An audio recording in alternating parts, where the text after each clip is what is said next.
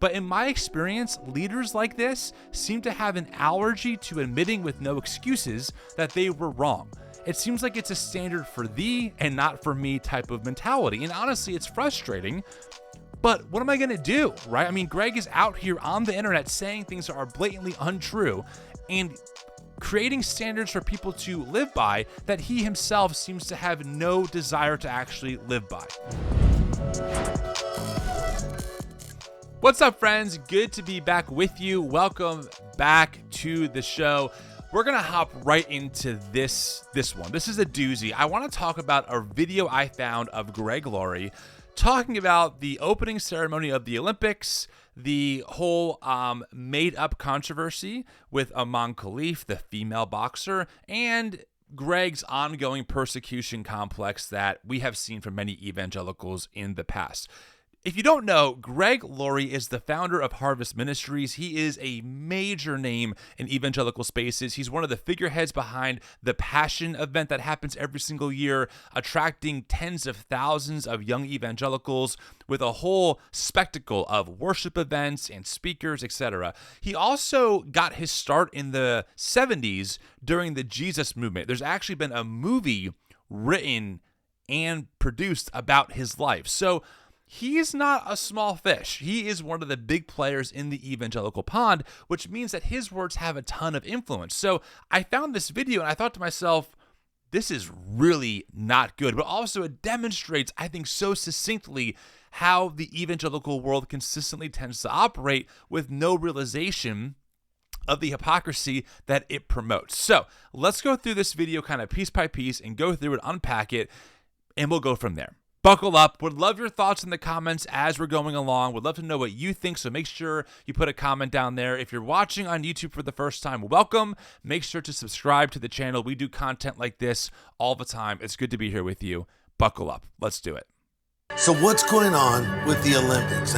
Okay, really quick. The music is so intense. The music, wow. I mean, it's like the crescendo moment of a horror movie when you finally get to see whoever the villain or the monster is. That's it. I'm sorry. I noticed quickly that the music here is very intense. It starts off with one of the weirdest opening ceremonies of all time. They have this mockery of the Last Supper of Jesus Christ with trans characters taking the place of the apostles. And there's this outrage from Christians around the world, and justly so.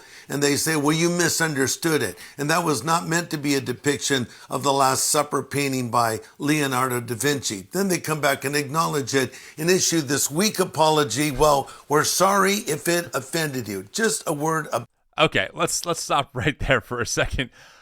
Wow. Okay, couple things right off the bat. I mean, clearly, Greg, this is not Jesus. A mostly naked guy painted blue on a plate of fruit is not Jesus. This idea that the Olympics were intentionally mocking Jesus or that they were playing off of Leonardo da Vinci's classic iconic painting of the Last Supper is so ridiculous. I mean, it's ultimately ridiculous. Now, to be clear, that article that Greg is quoting here comes from when this whole thing first happened. A spokesperson from the Olympics did say that the Olympic opening ceremony creator and director Thomas Jolly took some inspiration from Da Vinci's painting. But then that was walked back by Thomas himself, who said, nope, that's actually not the case. That's not what's going on here. I had no such idea in my head. I was actually playing off of the Greek god Dionysus because the Olympics have Greek heritage, and I was kind of giving ode to that. The Olympics themselves also tweeted this. They also said right away during that ceremony what was going on in that scene. They said it right here. I mean, you can read it for yourself. The interpretation of the Greek god Dionysus makes us aware of the absurdity of violence between human beings. There you go. But for many people, especially in the right-wing evangelical space, the fact that there was any kind of overlap, meaning it was people in a horizontal line automatically made this about Jesus, which I gotta just say is so silly to me. Now, to be clear, the person in the middle of this with the headdress, her name is Barbara Butch. She's a DJ and she's a queer rights activist, and she did say this as all this controversy was kind of exploding. She put this on her Instagram story. It says it right here. Oh yes, the New Gay Testament. Now, okay, I want to be charitable. I suppose you could read this as literal. I suppose you could read this as Barbara proving that the ceremony or this part of the ceremony was designed to mock or play off of the Last Supper.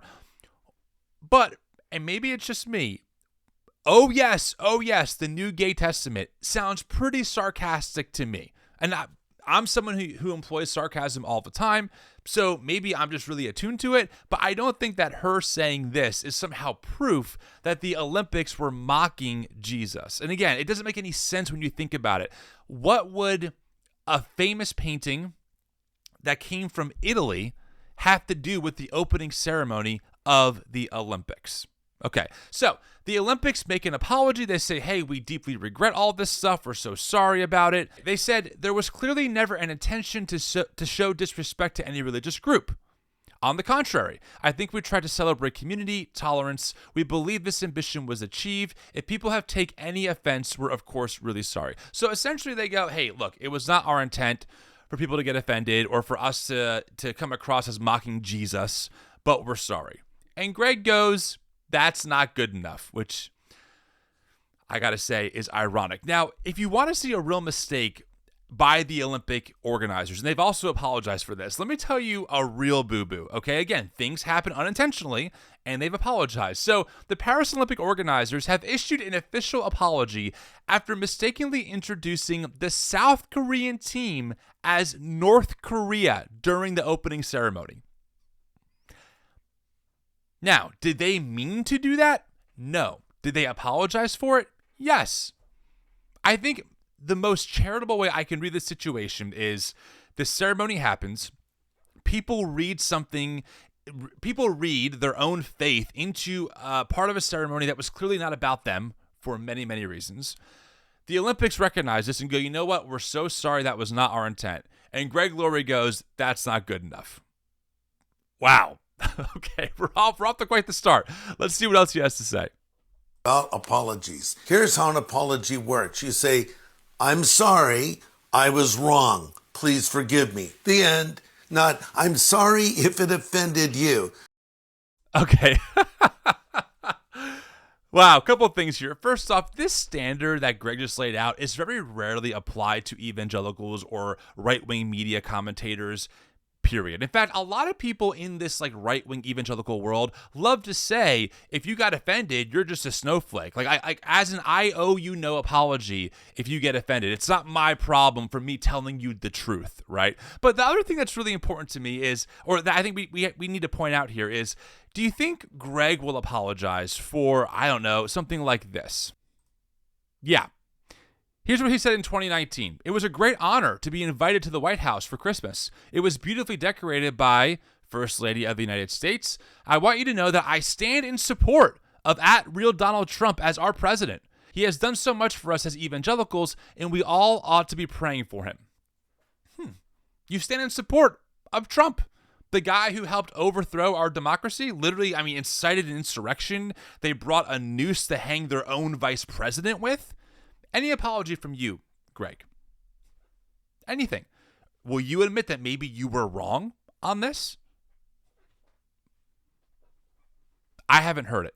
So again, the standard only really applies to the people that Greg thinks needs to apologize. As far as I'm aware, Greg has not apologized or taken any responsibility for blatantly supporting Donald Trump, one of the most arguably immoral and corrupt presidents of our lifetime, if not in the entire history of the U.S. The only president to not be part of a peaceful transition of power due to his supporters, based on a lie, storming our Capitol building, trying to overthrow the democratic process. Any apologies, Greg? Any at all? Okay, I didn't think so. Let's keep moving. I just read an article about a pro surfer that was told he has to take the image of Christ off of his surfboard or he can't compete in the Olympics. Oh, okay, so I get it now. We can openly mock Jesus Christ here, but you can't have any image of Jesus Christ. And what was the reason they gave? Oh, it was all about inclusion. What about the inclusion of the surfer that wants to express his faith with an image of Jesus on his surfboard?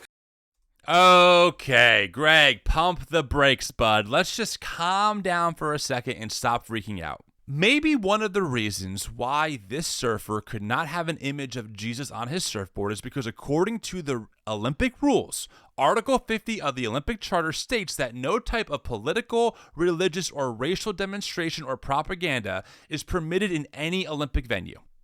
It's a neutral playing ground. It's all about the sport. It's not about what the athlete believes. It's not a time to promote a certain political agenda. It's not a time to promote a certain religious view. That's why. If a Hindu person had one of their deities on their surfboard, the same standard would have been applied to that person. But again, for Greg, it's not about that, right? For Greg, this is all about religious privilege. Why can't we get the privilege to express our religious views anywhere that we want, despite the rules that are set out in front of us? Isn't that the opposite of inclusion? No, because inclusion makes room for other people, and this does not. What you're saying, Greg, is why can't our religious viewpoint be privileged above everyone else's? Why do we have to play by the rules that everyone else is playing by? It is, when you think about it, it's actually laughable. But again, this narrative, right? Oh my gosh, can you believe that the Olympics forced a surfer to take the image of Jesus off of his surfboard? Oh, they hate God. No, they just have a rule that states that we can't use our platforms at the Olympics to push religious, political, or racial propaganda. And for Greg, that gets spun to the Olympics hate God. Got it. Just read about this boxing match between a female boxer, a female boxing match at the Olympics, I might note, female boxer from Italy fighting a man from Algeria, and the man hits her, and after 45 seconds, she says, I can't take it anymore. She falls to her knees. I mean, this is ridiculous. Is this a new Olympic event, men beating up women? I thought that was called assault. New category, I suppose. Oh my God. I am blown away that Greg Laurie and his team allowed him to say all of this. It's unreal that this is where we're at. It's truly. Greg Laurie, remember, huge influence, 500,000 followers on Instagram alone. What he just said is blatantly untrue.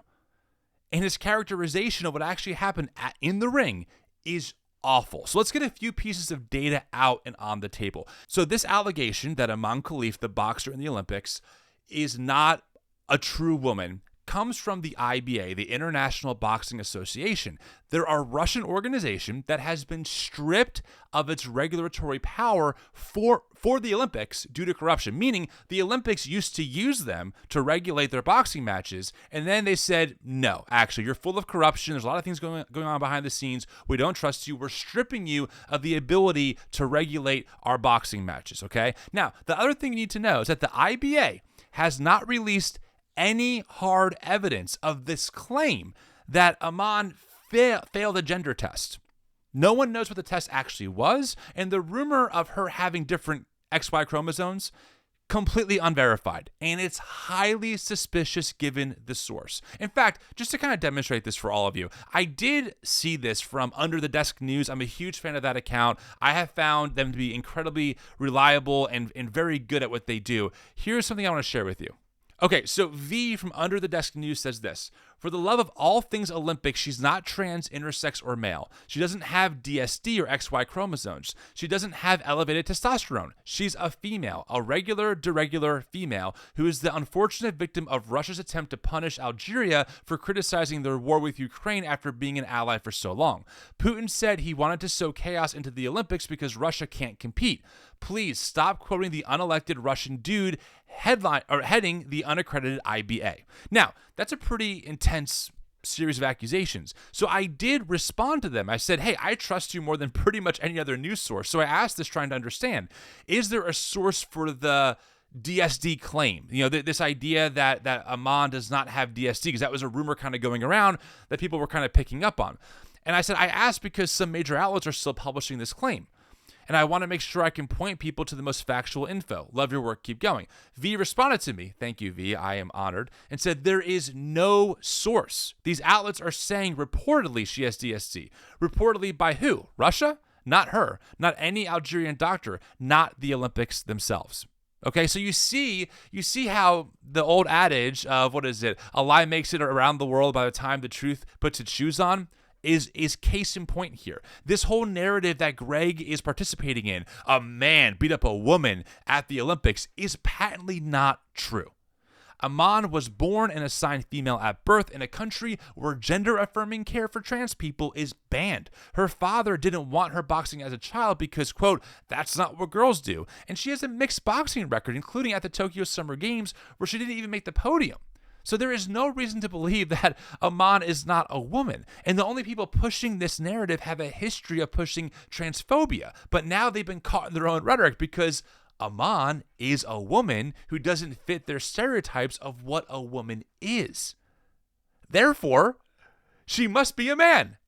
That's not how this works at all. Imane deserves none of this, by the way. She should instead be recognized as the world-class athlete that she is. And yes, by the way, let me just say this.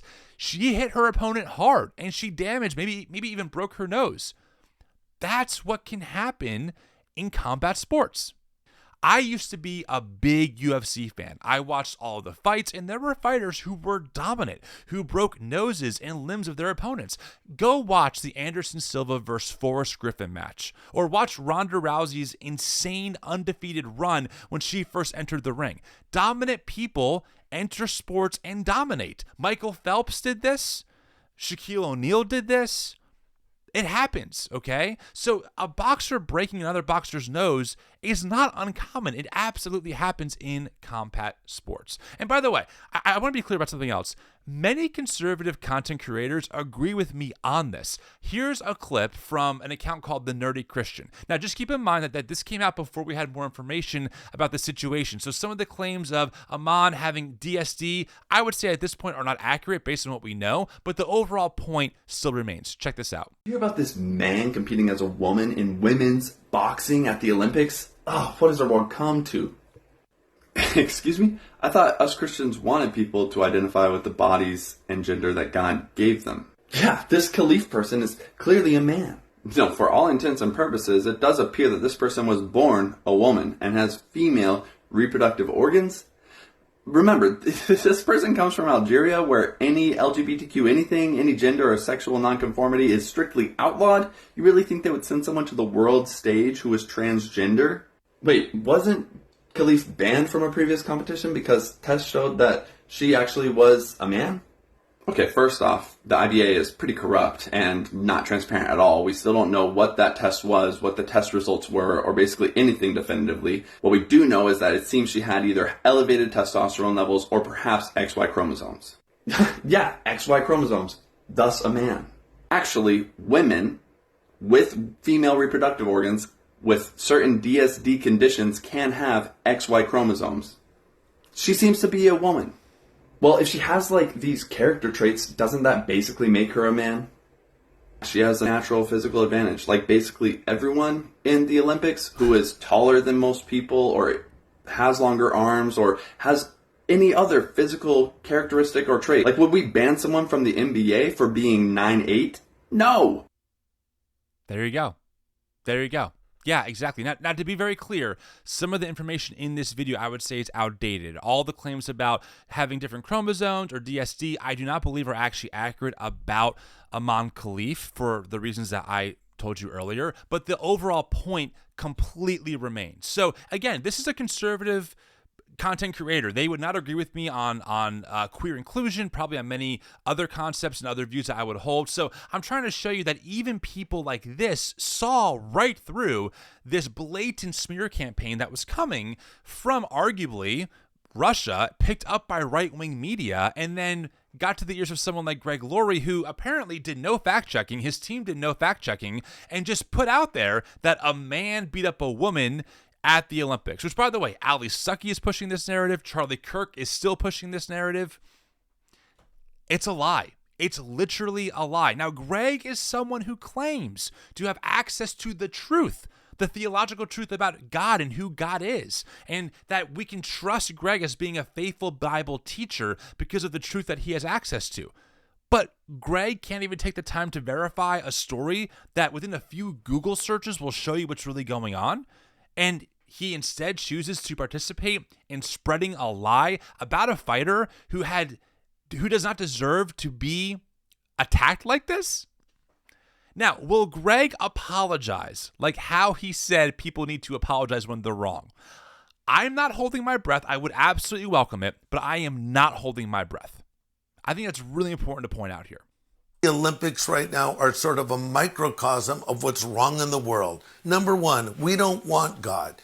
If that's not enough, we're going to openly mock God. No- Okay. This point is based on a completely faulty premise, as we've shown. No one is mocking God, let alone the Christian one at the Olympics. But the presupposition that the world doesn't really want God is really code for the world doesn't want our evangelical fundamentalist God. And yeah, that's probably true because there are thousands of world religions that people subscribe to. That doesn't mean that you're being rejected unless rejection for you looks like your religious views can't be privileged at the Olympics. Right? So again, it comes down to this idea that for Greg, he is worshiping the only right and true God, not even just Christian God, but like the right God even inside of the Christian tradition. Because I don't think that Greg would think people like me and my views would be truly representative of Christianity or the Christian God.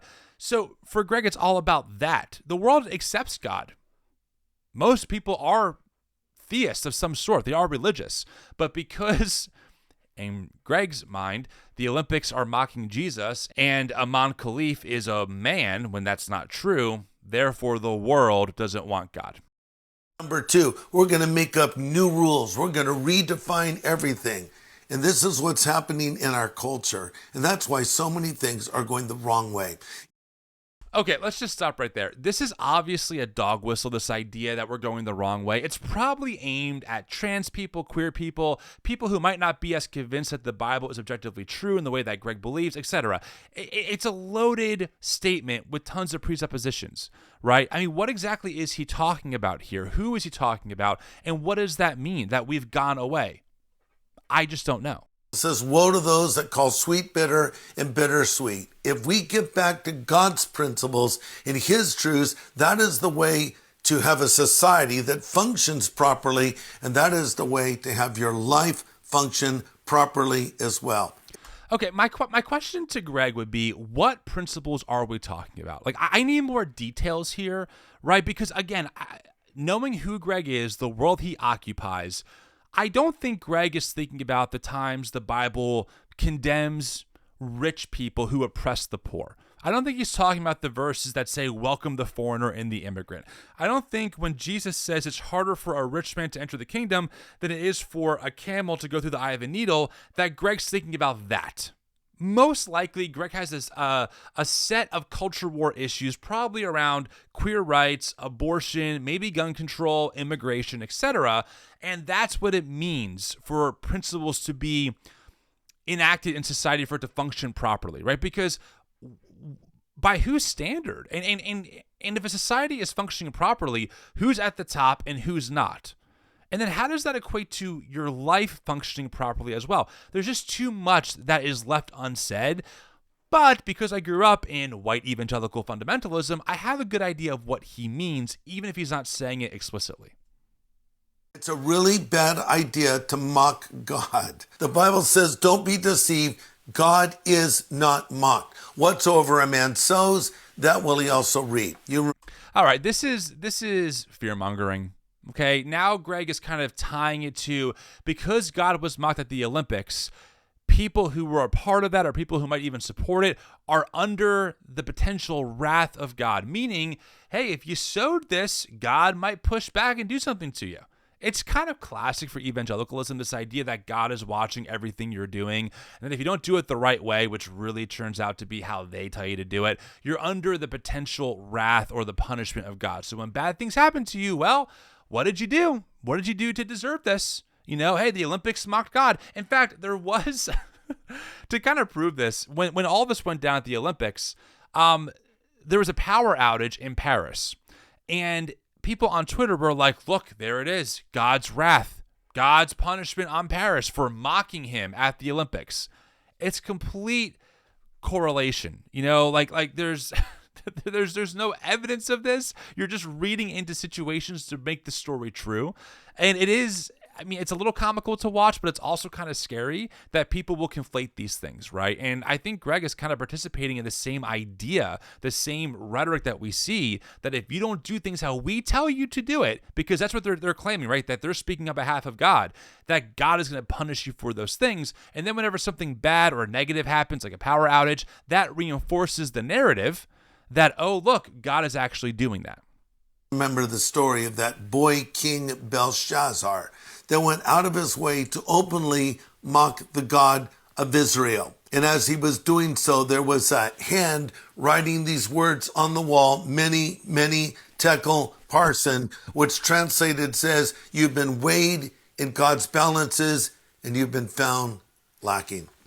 All I'm going to say about this is that ripping stories from the Hebrew Bible to use in justification for your culture war is incredibly dangerous and also does not treat the text with the respect it deserves. I'm sorry. It's just bad. It's bad to do this, to grab random stories out of the Bible and map them onto a current real-life situation without really being careful about how you're doing it. I just think is so disrespectful to the Hebrew Bible and the Bible in general. I think the writing is on the wall right now from God. He's telling us to turn back to him. That needs to happen at the Olympics. That needs to happen in the world. That needs to happen in America. That needs to happen in our lives as well. I'm just kind of curious for Greg, what does it mean? What does it mean to turn back to God? Again, these are big statements and they get used all the time, especially in Christian nationalist spaces, right? We have to bring America back to God. God has to be welcomed back to America. We used to be a Christian nation. Now we're not. I need details. Were we a Christian nation back in the day when we were enslaving people, when we were mandating that the races stay separate, when women couldn't vote? When exactly was this ideal time that we were a Christian nation? What does it mean to turn back to God in America?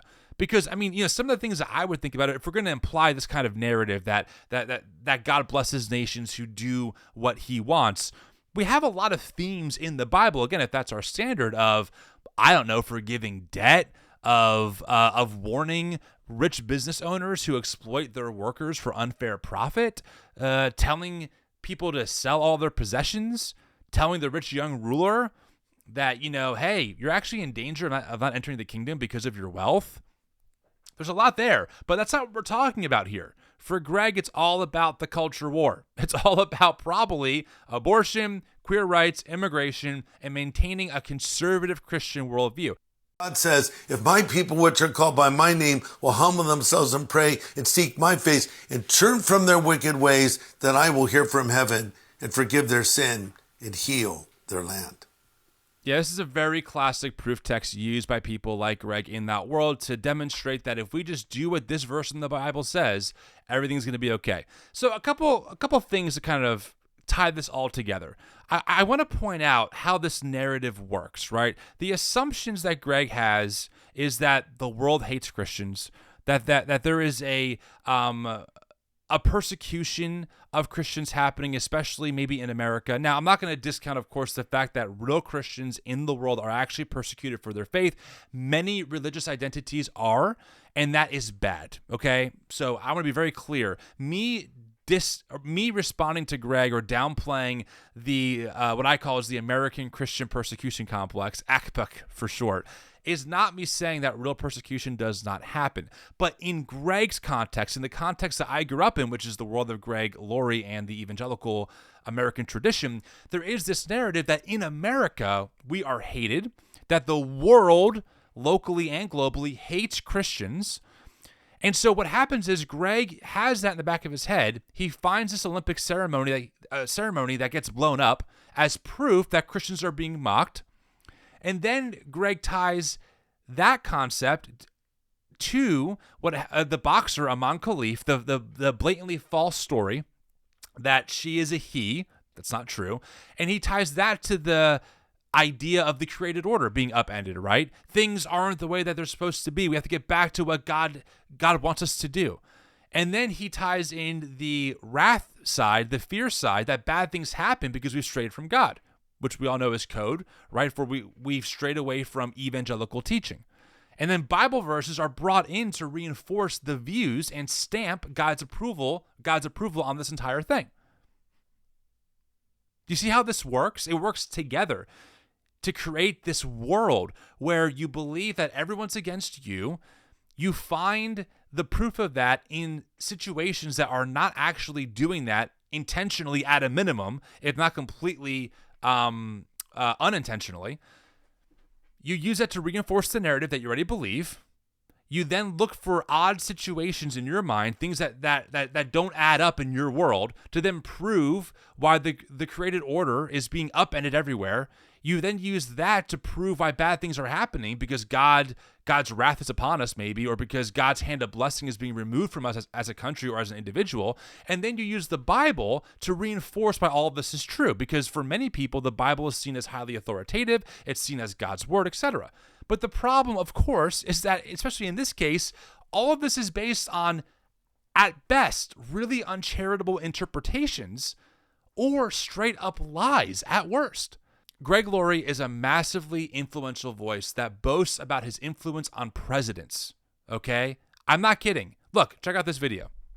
I can tell you the door was wide open to evangelicals in the White House. We had a voice. I and many other pastor friends of mine were invited to the White House a number of times. I was there quite a few times. We were able to have prayer with the president in the Oval Office. We were able to offer our opinions on issues, and we know we were listened to. I have not been invited to the White House since then, and I would gladly go.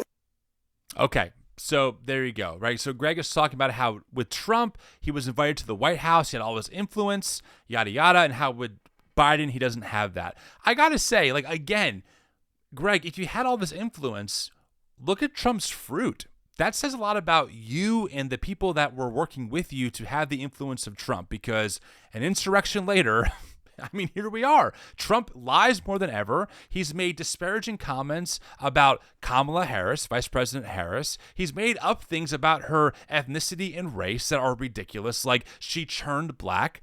Are you proud of the influence that you've had on Trump?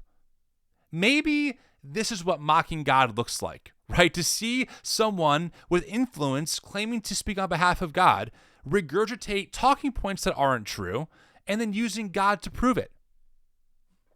My question to Greg is, will he say that he's sorry? Will Greg look at people in the eye and say, you know what, I was wrong. I shouldn't have thrown my weight behind President Trump. I was wrong for doing that. It was a bad idea. My influence didn't do anything to push him for a better world or for a better change. I don't think so. I would welcome it. I really would. But in my experience, leaders like this seem to have an allergy to admitting with no excuses that they were wrong. It seems like it's a standard for thee and not for me type of mentality. And honestly, it's frustrating. But what am I going to do, right? I mean, Greg is out here on the internet saying things that are blatantly untrue and creating standards for people to live by that he himself seems to have no desire to actually live by. I would love your thoughts on this. Like, am I missing something? Are there points of this video that you agree with, that you disagree with? Let me know in the comments. I read all of them. And this is kind of where I'm at. I've been thinking a lot about this world of evangelicalism that seems to hold people to standards that it refuses to actually implement inside of its own house. And this is one of those things. Greg lied about Imane Khelif. Greg was really uncharitable and left out key facts about the opening ceremony. Greg has spun a narrative that God's wrath or that, God's whatever, hand of blessing will be removed if we turn away from God. Greg says that here's how you give a proper apology, but seems to have no desire to give a proper apology about the people that he's endorsed who have done so much harm to the country and also who have mocked God. Trump is a great example of what mocking God looks like. I would love to see some humility here from Greg, at a minimum, just to acknowledge that what he said about Imane Khelif was blatantly and factually not true. Thanks for watching, friends. Let me know what you think. Talk to you all soon.